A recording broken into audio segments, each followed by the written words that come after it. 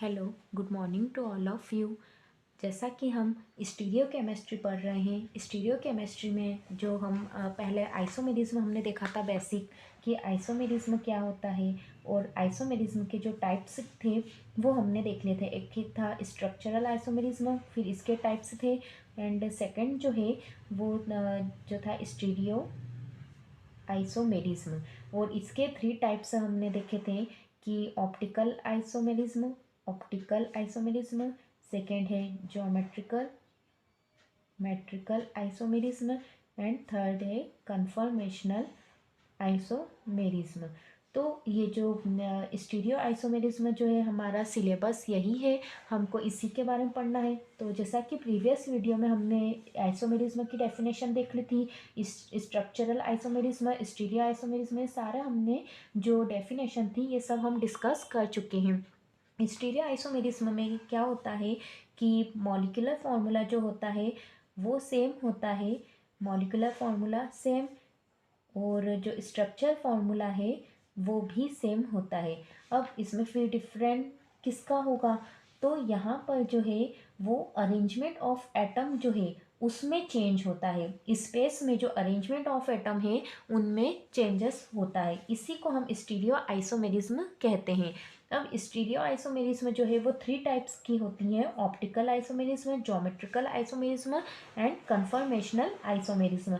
तो जो part B है हमारा उसमें हमें यही तीनों को डिस्कस करना है। तो प्रीवियस वीडियो में हमने ज्योमेट्रिकल आइसोमेरिज्म, इसकी डेफिनेशन, इसके कुछ एग्जांपल्स एंड जो नॉमेनक्लेचर जैसे सीस ट्रांस है वो हमने पढ़ लिया था। साथ ही कौन से कंपाउंड जो है वो ज्योमेट्रिकल आइसोमेरिज्म शो कर रहे हैं और उसके पीछे क्या रीज़न था कि वो ये इस टाइप की ज्योमेट्रिकल आइसोमेरिज्म जो है वो शो कर रहे हैं। तो ये सब हम प्रीवियस वीडियो में डिस्कस कर चुके हैं। आज का वीडियो जो है इसे देखने से पहले जो प्रीवियस वीडियो है उसे हम पहले यदि आप देखेंगे तो आपको ये वीडियो और अच्छे से समझ में आएगा। अब वो वीडियो काफ़ी लेंदी हो जाता तो इसे हमने पार्ट में डिवाइड कर लिया है। तो प्रीवियस वीडियो जो था वो हमारा फर्स्ट पार्ट था और ये टॉपिक जो है वो कंटिन्यू चल रहा है और इसी का ये सेकंड मतलब टॉपिक चेंज नहीं हुआ है, वही टॉपिक है और सेकंड वीडियो हमने अपलोड किया है, वीडियो काफ़ी बड़ा होने से। अब आ जाते हैं हम टॉपिक पर। तो लास्ट हमने ज्योमेट्रिकल आइसोमेरिज्म का मतलब रीज़न देखा था कि ये जो है यहाँ पर हमने देखा था कि इसका कारण क्या होता है। ये ज्योमेट्रिकल आइसोमेरिज्म जो है वो किसके कारण शो हो रही है। तो हमने देखा था कि जो कार्बन और कार्बन यदि सिंगल बॉन्ड है तो कार्बन कार्बन के बीच में इजीली रोटेशन हो रहा है, मतलब कि जो फ्री रोटेशन है वो पॉसिबल होता है। बट यदि हम देखें कि कार्बन डबल बॉन्ड कार्बन है, अब इस टाइप के जो कंपाउंड होते हैं इनमें हम यदि फ्री रोटेशन करें तो वो पॉसिबल नहीं होता है इस टाइप के कंपाउंड में, क्योंकि ये जो डबल बॉन्ड है वो उसे इजीली रोटेट नहीं होने देगा। तो हमने देखा था कि जो डबल बॉन्डेड कंपाउंड होते हैं उनमें ज्योमेट्रिकल आइसोमेरिज्म वो शो करते हैं, क्योंकि वो जो है उनमें फ्री रोटेशन पॉसिबल नहीं होता है। ये हमने देख लिया था। अब आज की हमारी जो हेडिंग है वो है एलिसाइक्लिक कंपाउंड में जो है ज्योमेट्रिकल आइसोमेरिज्म हमको देखना है। एलिसाइक्लिक मतलब कि नाम से क्लियर हो रहा है, जो अब साइक्लिक कंपाउंड जो है वो भी ज्योमेट्रिकल आइसोमेरिज्म शो करते हैं।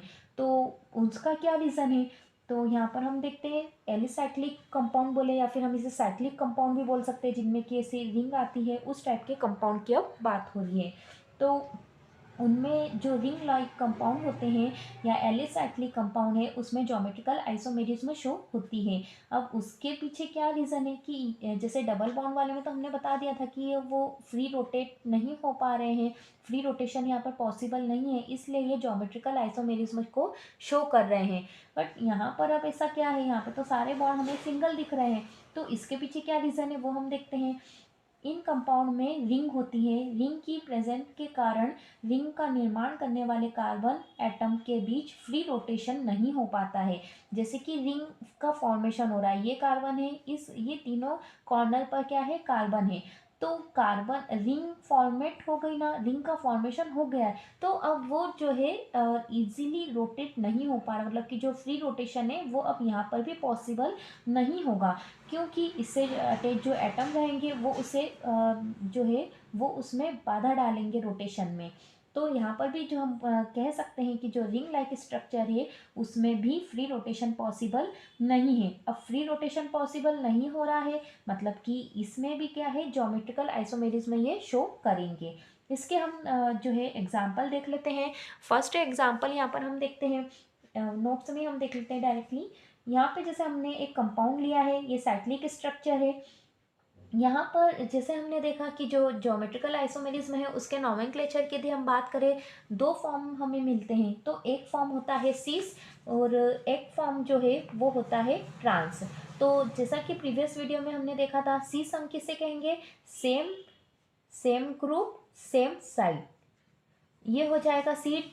और जो ट्रांस है उसमें हो जाएगा सेम ग्रुप डिफरेंट साइड, ये हो जाएगा ट्रांस।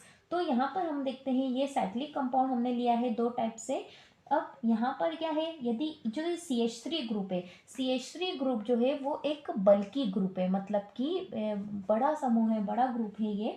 तो यदि हम ये CH3 की बात करें तो जो ये CH3 है, ये इस कार्बन से CH3 जो अटैच है वो इस डायरेक्शन में आ रहा है, मतलब बॉटम साइड है।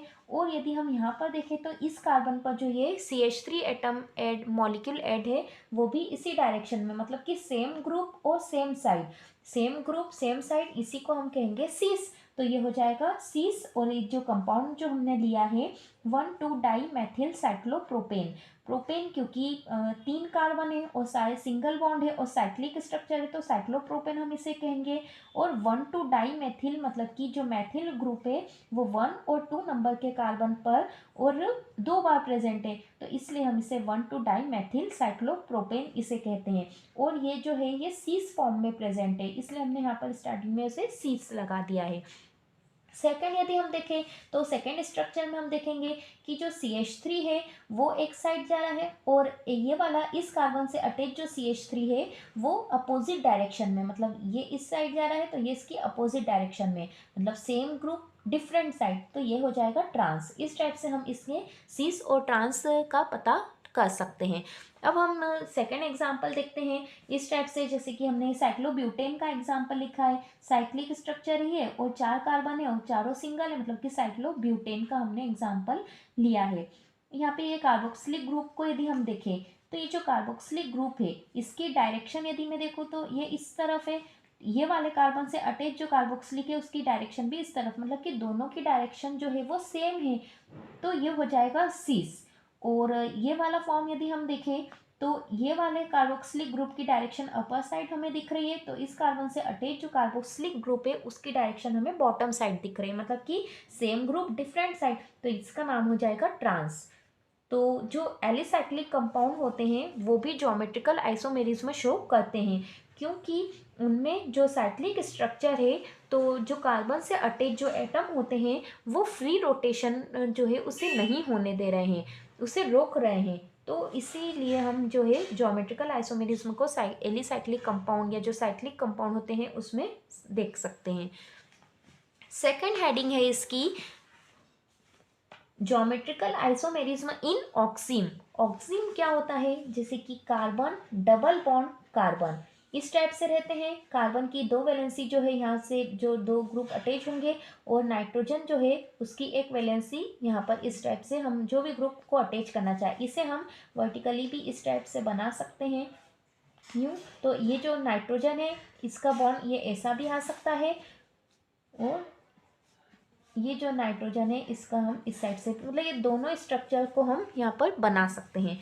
तो ऑक्सीम क्या होता है, कार्बन डबल बॉन्ड नाइट्रोजन, तो यहाँ पर भी डबल बॉन्ड, जैसा कि ज्योमेट्रिकल आइसोमेरिज्म में हमने कंडीशन में स्टार्टिंग में यही देखा था कि जो डबल बॉन्ड एटम होते हैं, डबल बॉन्ड ग्रुप जो होते हैं उनमें ज्योमेट्रिकल आइसोमेरिज्म हमको देखने को मिलती है। अब यदि डबल बॉन्ड में कार्बन डबल बॉन्ड कार्बन हो या फिर कार्बन डबल बॉन्ड नाइट्रोजन हो, तो जो इस टाइप के कंपाउंड रहते हैं उसमें हमें ज्योमेट्रिकल आइसोमेरिज्म शो होती है। तो कुछ कंपाउंड जिसमें कार्बन एंड नाइट्रोजन के बीच डबल बॉन्ड होता है वे भी ज्योमेट्रिकल आइसोमेरिज्म शो करते हैं। यहाँ पर वही है, डबल बॉन्ड आ रहा है मतलब कि ज्योमेट्रिकल आइसोमेरिज्म को ये शो करेंगे। अब यहाँ पर हम देखते हैं, जैसे ये अभी जैसा हमने देखा था कि ये स्ट्रक्चर जो है वो ऐसा भी हम बना सकते हैं और इस टाइप से भी बना सकते हैं। तो यहाँ पर ए और बी जो है, ये ए और बी का मतलब है कि जो कार्बन है उससे दो ग्रुप जो अटैच है वो है डिफरेंट, और जो कि ज्योमेट्रिकल आइसोमेरिज्म की कंडीशन होती है। हमने देखा था, एक तो फर्स्ट कंडीशन में हमने देखा था कि कार्बन डबल बॉन्ड कार्बन, मतलब जो भी डबल बॉन्ड ग्रुप है उनमें ये प्रेजेंट होना चाहिए, और साथ ही जो कार्बन है वो कार्बन से दो ग्रुप जो भी अटैच होंगे तो वो डिफरेंट होना चाहिए, अलग अलग होना चाहिए, सेम नहीं होना चाहिए। जिस भी कंपाउंड में ये दोनों कंडीशन फॉलो होती है वो ज्योमेट्रिकल आइसोमेरिज्म को शो करेंगे। तो यहाँ पर हम देखते हैं, ये कार्बन है, इससे ए और बी जुड़ा है। ए और बी का मतलब है हम यहाँ पर किसी भी जो है ग्रुप है या एटम है इनको हम ले सकते हैं। यहाँ पर ए और बी जो है इसका मतलब ये है कि अलग एटम या ग्रुप जो है वो ऐड है, और ये जो नाइट्रोजन से ए लिखा है ये वो ए जो है ये वही है, सेम है। इसे हम इस टाइप से बना सकते हैं, मतलब जैसे हमने सीस और ट्रांस पढ़ा था ना, तो ऑक्सिन में हम अब सीस और ट्रांस नाम नहीं लेंगे। मतलब कि ऑक्सिन में यदि हम नॉमेनक्लेचर देखेंगे तो यहाँ पर हमें दो नए वर्ड देखने को मिलेंगे। एक रहेगा सीन और एक रहता है एंटी। सीन जो है SYN, सीन जो है, जैसा कि हमने सीस में कंडीशन देखी थी, सेम ग्रुप सेम साइड, और एंटी में जो ट्रांस में हमने देखा था, सेम ग्रुप डिफरेंट साइड। तो जैसा हमने सीस और ट्रांस का देखा था, कंडीशन क्या थी, वही का वही कंडीशन यहाँ भी है, बस यहाँ पर जो नाम है वो चेंज हो जाएंगे। जैसे सीस की प्लेस पर अब हम यहाँ पर सीस की प्लेस पर हम यहाँ पर सीन कहेंगे, और ट्रांस जो है वो न बोलते हुए हम यहाँ पर एंटी कहेंगे। बट जो हमारा जो कंसेप्ट था वो यही रहेगा, जो हम सीस और ट्रांस में पढ़ रहे हैं ना, तो सीस की जगह पर अब हमें सीन लेना है और ट्रांस की प्लेस पर हमें एंटी कहना है। तो यहाँ पर हम देखते हैं, ये एग्जाम्पल से जैसे हमें क्लियर हो रहा है, ये जो कार्बन से जो दो ग्रुप अटैच है, नाइट्रोजन से एक ग्रुप अटैच है, तो यहाँ पर ए जो है वो क्या हो रहा है, सेम ग्रुप है। तो सेम ग्रुप है, बट एक ये वाला ए की डायरेक्शन इस साइड जा रहा है, मतलब कि लेफ्ट साइड है, और ये वाले ए की डायरेक्शन राइट साइड है, तो मतलब कि इनकी डायरेक्शन क्या है, अपोजिट। सेम ग्रुप और डिफरेंट साइड, तो ये हो जाता है, यदि हम सीस ट्रांस की टर्म में बोलेंगे तो ट्रांस कहेंगे, बट मैंने यहाँ पे बताया है कि ऑक्सिन है तो उसमें हमको एंटी यूज करना है, तो यहाँ पर हम क्या कहेंगे, एंटी आइसोमर या फिर एंटी फॉर्म। अब सेकेंड जो है वो फॉर्म इस तरीके से भी हो सकता है कि जो ये कार्बन से अटैच जो दो डिफरेंट ग्रुप है और नाइट्रोजन से अटैच जो मतलब एक ग्रुप है, तो वो क्या है, सेम ग्रुप और सेम साइड हो जाए। जैसे यहाँ पे सेम ग्रुप डिफरेंट साइड हो रहा था, यहाँ पर ऐसा भी हो सकता है कि सेम ग्रुप सेम साइड, तो अब इसे हम कहेंगे सीन आइसोमर। तो इस टाइप से हमको ऑक्सिन में जो है वो हम एंटी और जैसे दो बल्कि ग्रुप है, या फिर हम जैसे H और OH से यदि हम देखें इसे, हम मतलब इसे दो टाइप से समझ सकते हैं, बट हमारी बुक में जो है एग्जाम्पल में H और OH का दिया हुआ है। तो यहाँ पर हम देखते हैं कि H है और OH है, दो ग्रुप जो है H और OH वो सेम साइड है, तो ये हो जाएगा सीन। और यहाँ पर H है और OH जो है वो डिफरेंट साइड है, तो ये हो जाएगा एंटी। इस टाइप से हम जो है ऑक्सिन जो है इसमें ज्योमेट्रिकल आइसोमेरिज्म को डिस्कस कर सकते हैं। नेक्स्ट हेडिंग है E एंड Z नॉमेनक्लेचर। जो ज्योमेट्रिकल आइसोमेरिज्म है, जैसे उसमें हमने सीस ट्रांस देखा, सीन एंटी नॉमेनक्लेचर देखा, अब लास्ट है इसमें E एंड Z नॉमेनक्लेचर। तो E और Z जो है, E एंड Z हम कब E कहेंगे और कब हम Z कहेंगे, तो ये हमें इसके लिए भी कुछ रूल्स हैं, वो हमें पहले तो समझना है। सबसे फर्स्ट तो हम देखते हैं कि जब हमने ज्योमेट्रिकल आइसोमेरिज्म में सीस ट्रांस वाले कंपाउंड देख लिए थे, फिर सेकंड पे हमने सीन एंड एंटी वाले कंपाउंड देख लिए, फिर अब हमें E और Z की ज़रूरत क्यों पड़ी है। तो सबसे पहले इसका मतलब ये जो है नॉमेनक्लेचर या ये सिस्टम जो है उसको लागने का रीज़न क्या है, तो या ये जो है ये किस टाइप के कंपाउंड में होते हैं। तो सबसे पहले तो हम देखते हैं कि यहाँ यदि हम इस बात पे ध्यान दें कि सिस ट्रांसिट में क्या होता था कि ये जैसे कार्बन था, यहाँ पर हम देख लेते हैं, जैसे ये कार्बन डबल बॉन्ड कार्बन, इससे जो ग्रुप जुड़े होते, मतलब ग्रुप क्या हो रहे थे, सेम हो रहे थे। जैसे यहाँ पे मैंने ए लिया, यहाँ बी लिया, ए लिया, बी लिया, मतलब कि क्या है, ग्रुप उन क्या थे, सेम हो रहे थे। तो इस टाइप के कंपाउंड में तो हम सीस और ट्रांस बता सकते हैं। और सीन और एंटी में हमने कार्बन डबल बॉन्ड नाइट्रोजन, इस टाइप के जो कंपाउंड थे उसमें हम सीन और एंटी देख रहे थे। बट अब क्या है, ई और जेड। ई और जेड में क्या है, रहेंगे तो carbon double bond carbon compound ही रहेंगे। बट यहाँ पर ये जो कार्बन है, इससे जो दो ग्रुप अटैच है, और ये वाले कार्बन से जो दो ग्रुप अटैच रहेंगे, वो सब कैसे रहेंगे, डिफरेंट डिफरेंट। जैसे यहाँ पर ए आ गया है तो यहाँ बी आ जाएगा। यहाँ पर जैसे सी आ गया, ये सी कार्बन वाला है, ये सी ग्रुप को शो कर रहा है ना, और यहाँ पर डी आ गया। तो कहने का मतलब ये है कि जब इस टाइप के कंपाउंड, मतलब कि दोनों कार्बन एटम से जब डिफरेंट डिफरेंट ग्रुप अटैच हो, कोई सा भी ग्रुप जब रिपीट नहीं हो रहा है, जब रिपीट हो रहा है तब तो हम उसे सीस और ट्रांस कह रहे थे। बट जब इस टाइप की कंडीशन हो जाए और कार्बन डबल बॉन्ड कार्बन है, मतलब कि ये ज्योमेट्रिकल आइसोमेरिज्म का ही एग्जाम्पल है, तो इसमें अब हम नाम कैसे कहेंगे, इनका कैसे नाम बताएंगे हम। तो इसके लिए अब हमें ई और जेड सिस्टम की जरूरत पड़ी। तो यहाँ पर अब ई और जेड जो है, इसके लिए भी कुछ रूल्स हैं, तो हम देख लेते हैं। सबसे पहले थ्योरी देख लेते हैं।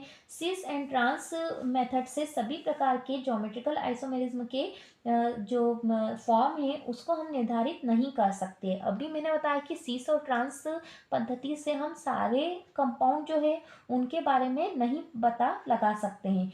अतः ज्योमेट्रिकल आइसोमेरिज्म के नामकरण के लिए सीक्वेंस रूल पर आधारित एक पद्धति प्रस्तुत की गई। इस पद्धति को ई और जेड पद्धति कहते हैं। मतलब कि एक नया सिस्टम लागू किया गया इस टाइप के कंपाउंड के लिए, जिसे हम ई और जेड सिस्टम कहते हैं। नामकरण की यह आधुनिक विधि है। इसके लिए निम्न स्टेप का हम देखते हैं। जैसे कि हमें जो है ई और जेड के लिए हमें 2 पॉइंट्स हैं, उनको पहले हम समझते हैं, उसके बाद जैसे ये एग्जाम्पल है वो हम बता पाएंगे। तो सबसे पहले जो पॉइंट्स है वो हम देख लेते हैं। सबसे फर्स्ट में जो है, प्रत्येक कार्बन से जुड़े हुए एटम या ग्रुप है उनको सीक्वेंस रूल के अकॉर्डिंग हम प्रायोरिटी डिसाइड करते हैं। मतलब कि जैसे ये कार्बन है, डबल बॉन्ड ये कार्बन है, इससे दो ग्रुप अटैच रहेंगे, इससे ये दो ग्रुप रहेंगे। तो क्या होगा कि जैसे ये कार्बन से सपोज यहाँ पर ए है और बी है, इस कार्बन पर सपोज डी और डी है।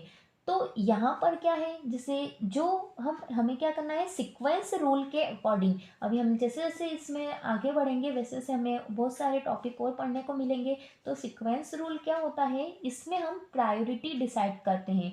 प्रायोरिटी का मतलब है कि हम फर्स्ट नंबर किसको देंगे, जो एटम या ग्रुप जो है वो बड़ा रहता है उससे हम फर्स्ट नंबर देंगे। तो सपोज ए और बी में जो है वो बी ग्रुप जो है वो बड़ा है, तो प्रायोरिटी हम पहले इसे देंगे। और जो ग्रुप बड़ा है उसे हम प्रायोरिटी फर्स्ट दे रहे हैं, तो मतलब सबसे पहले नंबर हम उसे देंगे। और बी जो बी से छोटा जो है वो ए है, तो इसे हम सेकंड नंबर पे प्रायोरिटी देंगे। सेम यहाँ पर सी और डी में सपोज डी जो है वो क्या है, बड़ा है, तो पहले प्रायोरिटी हम इस ग्रुप को देंगे। और ये जो सी है वो छोटा है, तो सेकंड नंबर पे प्रायोरिटी हम इसे देंगे। इस टाइप से हम जो है प्रायोरिटी डिसाइड करेंगे। ये हमने सीक्वेंस रूल से डिसाइड किया है। सीक्वेंस रूल जैसे अलग अलग ग्रुप, अभी हम जैसे एग्जांपल पढ़ेंगे ना तो आपको और इसमें क्लियर हो जाएगा। तो पहला जो है, पहला काम हमें ये करना है कि कार्बन से जुड़े जो दो ग्रुप है उसमें हमें प्रायोरिटी डिसाइड करना है कि कौन सा ग्रुप बड़ा है, और हम कि फर्स्ट नंबर जो है या फर्स्ट प्रायोरिटी किसे दे रहे हैं। ये मतलब हमें ऐसी कि नंबरिंग करना है, ये हम देख लेंगे। अब क्या होता है कि यदि जैसे कि हम जो है यहाँ हम देखें, तो यदि हमने प्रायोरिटी डिसाइड कर ली है ना, या हम इसे हिंदी में high priority, lowest priority, highest priority, lowest priority, ऐसा भी हम बता सकते हैं, जैसे कि हमारे नोट्स में स्टेप से लिखा हुआ है। अब ये जो है, ऐसा भी हो सकता है कि यहाँ पर ए और बी है, और हो सकता है कि अब डी जो है, डी वाला ग्रुप यहाँ और सी वाला यहाँ, तो फर्स्ट प्रायोरिटी इसे, सेकेंड प्रायोरिटी इसे, फर्स्ट प्रायोरिटी इसे और सेकेंड प्रायोरिटी इसे। अब यदि ये मतलब ये जो कंडीशन है, एक बार यदि हम इस स्ट्रक्चर को ध्यान से देखें तो यहाँ पर क्या हो रहा है, जो फर्स्ट प्रायोरिटी सेम जो है वो सेम साइड में आ रहा है। मतलब प्रायोरिटी जो हम यदि देखें तो इसमें हमें प्रायोरिटी के अकॉर्डिंग जो है वो देखना है कि यहाँ पर फर्स्ट प्रायोरिटी है और यहाँ पर फर्स्ट प्रायोरिटी, यदि ये सेम साइड आ रहा है तो इसे हम Z कहेंगे। जैसे हमें E और Z हम पढ़ रहे हैं तो Z कहेंगे। और यदि हम यहाँ पर देखें तो यहाँ पर प्रायोरिटी फर्स्ट वाला इस साइड है और इस कार्बन पर प्रायोरिटी फर्स्ट जिसके हमने दी है वो उस साइड है, मतलब कि डायरेक्शन जो है वो अपोजिट है। तो यहाँ हम इसे ई आइसोमर कहेंगे। ये यहाँ पर बस ये जो दो है, इतना ही कंसेप्ट जो है वो हमें याद रखने वाला है। इसे हम नोट्स में भी देख लेते हैं। ई जो है, ई मीन्स अपोजिट हमें समझना है, याद रखना है। और जेड मीन्स टुगेदर, मीन्स साथ साथ। तो ई से हमें सिर्फ इतना याद रखना है, जैसे हम सिस ट्रांस की बात करें तो हम ट्रांस का जो वहाँ हमने जो मीनिंग समझा है वो यहाँ पर ई हो जाएगा और जो सी हम समझ रहे थे वो यहाँ पर जेड हो जाएगा। मतलब कि हालांकि इसमें और उसमें बहुत अंतर है, बट ये कि हम जो है याद इस तरीके से याद रख सकते हैं कि जहाँ पर हम जो है वो सीस किससे याद रखते थे, सेम ग्रुप सेम साइड, तो यहाँ पर सीस की जगह हम मतलब जो सीस जो था वो यहाँ पर हम जेड कहेंगे, क्योंकि यदि प्रायोरिटी सेम आ रही है, 1 नंबर इधर 1 नंबर इधर सेम नंबर आ रहा है तो उसे हम जेड कहेंगे। और जो हम वहाँ पे ट्रांस था उसे हम यहाँ पर ई नाम शो करेंगे। तो यहाँ पर हम एग्जाम्पल देख लेते हैं, 2 से 3 एग्जाम्पल नोट्स हमें दिए हुए हैं इस टाइप से। तो सबसे पहले तो हमें ये याद रखना है कि हम ई कब कहेंगे और जेड। उसके भी पहले हमें ये ध्यान रखना है कि जो सीक्वेंस रूल के जो भी हमें एग्जाम्पल दिया हुआ है, सीक्वेंस रूल के अकॉर्डिंग हमें क्या करना है, प्रायोरिटी डिसाइड करना है। और जब चारों एटम पे या चारों ग्रुप पे जब प्रायोरिटी डिसाइड हो जाती है तो उसके बाद हमें ये चेक करना है कि सेम नंबर जो है वो सेम साइड आ रहा है। यदि सेम साइड आ रहा है तो वो हो जाएगा Z, और यदि डिफरेंट साइड आ रहा है तो वो हो जाएगा E। यहाँ पर हम एग्जाम्पल देख लेते हैं, जैसे कार्बन डबल बॉन्ड कार्बन है। अब यहाँ पर यदि हम देखें तो ये वाले कार्बन से तो CH3 ग्रुप अटैच है और यहाँ पर एक हाइड्रोजन अटैच है, और इस कार्बन पर हम देखें तो क्लोरीन और इधर है ब्रोमीन। अब क्या होता है, जैसे कि ये तो हमें पता ही है, जैसे मतलब पीरियोडिक टेबल का हमें इतना तो नॉलेज है ही सही कि एटॉमिक नंबर के अकॉर्डिंग हम बता सकते हैं कौन सा ग्रुप जो है या कौन सा एटम बड़ा है या छोटा है, मतलब किसका एटॉमिक नंबर ज़्यादा है या कम है। तो यदि मैं ये कार्बन से जुड़े दो एटम की बात करूं तो यहाँ पर जो है मैथिल ग्रुप अटैच है और यहाँ पर हाइड्रोजन। हाइड्रोजन का तो हमें पता ही है एटॉमिक नंबर होता है 1, और यहाँ पर कार्बन जो है वो होता है 6। तो 1 और 6 में बड़ा कौन हुआ, 6 वाला। तो इससे हम फर्स्ट प्रायोरिटी देंगे, तो यहाँ पर हमने जैसे नंबर 1 डाल दिया है और ये वाले हाइड्रोजन को हम सेकेंड प्रायोरिटी देंगे। सेम ऐसा यही काम हमें इस कार्बन पर भी करना है। यहाँ पर क्लोरीन अटैच है और ब्रोमीन अटैच है, मतलब ये जो है जो हेलोजन है, हेलोजन हमें याद ही रहते हैं, फ्लोरीन, क्लोरीन, ब्रोमीन और आयोडीन। तो यहाँ पर क्या है, क्लोरीन और ब्रोमीन। तो हम देखें कि ब्रोमीन जो है वो बड़ा ग्रुप है तो उसे हम फर्स्ट प्रायोरिटी देंगे और क्लोरीन जो है उसे हम सेकंड प्रायोरिटी देंगे। प्रायोरिटी डिसाइड जब हो जाती है तो उसके बाद में हमें ये ध्यान रखना है, ये ध्यान देना है कि 1 नंबर और 1 नंबर यदि सेम साइड आ रहा है, सेम नंबर सेम साइड, तो वो हो जाएगा Z, और सेम नंबर डिफरेंट साइड तो वो हो जाएगा E। यहाँ पर यदि हम देखें तो ये मतलब ये जो है 1 नंबर इस साइड है और इस ये वाले कार्बन का 1 नंबर इस साइड आ रहा है, मतलब कि डिफरेंट अपोजिट डायरेक्शन हो गई है, तो यहाँ पर हो जाएगा E। ये क्लियर है यहाँ तक कि ये हमने ई कैसे लिखा है, ये 1 नंबर और ये वाला नंबर 1 नंबर जो है वो अपोजिट डायरेक्शन में जा रहा है, मतलब कि ई।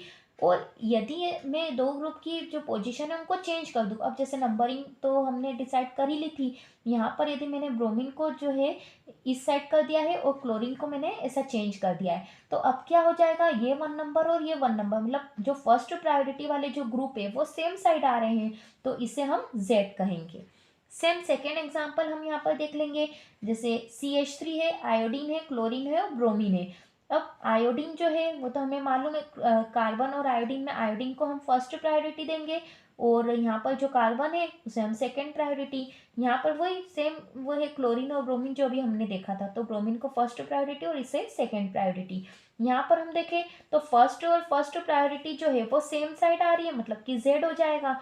और यहाँ हम देखें तो यहाँ पे मैंने 2 एटम की जो पोजीशन है वो चेंज कर दी है। अब सेकंड वाले में मैं ब्रोमीन को इधर से इधर ले आई हूँ और क्लोरीन जो पहले यहाँ था उसको मैंने इधर रख दिया। तो यहाँ पर प्रायोरिटी तो हमने जैसे डिसाइड कर ही ली है। तो यहाँ पर 1 नंबर और 1 नंबर कैसा हो रहा है, जो फर्स्ट प्रायोरिटी है वो अपोजिट डायरेक्शन में जा रही है, मतलब कि ई हो जाएगा। और सेकंड में यदि हम एक और एग्जांपल हम देखें, कार्बन डबल बॉन्ड कार्बन, इस कार्बन से ब्रोमीन और हाइड्रोजन अटैच है, तो ब्रोमीन का जो है फर्स्ट प्रायोरिटी, हाइड्रोजन की सेकेंड। यहाँ पर हम देखें तो जो ऑक्सीजन है उसका एटॉमिक नंबर होता है 8 और यहाँ पर जो कार्बन है उसका एटॉमिक नंबर होता है 6। तो ऑक्सीजन और कार्बन में ऑक्सीजन जो है वो उसे हम फर्स्ट प्रायोरिटी देंगे और इसे सेकेंड। तो यहाँ हम देखें तो फर्स्ट प्रायोरिटी और फर्स्ट प्रायोरिटी सेम साइड आ रही है, मतलब कि Z। और यहाँ पर यदि इन दोनों को हम चेंज कर दें, इंटरचेंज कर दें, तो यहाँ पर हो जाएगा, अब ये CH3 जो पहले इस साइड था वो इधर आ गया, तो ये 1 नंबर और इधर 1 नंबर, मतलब कि फर्स्ट प्रायोरिटी अब अपोजिट डायरेक्शन में जा रही है, तो ये हो जाएगा ई। Thank you.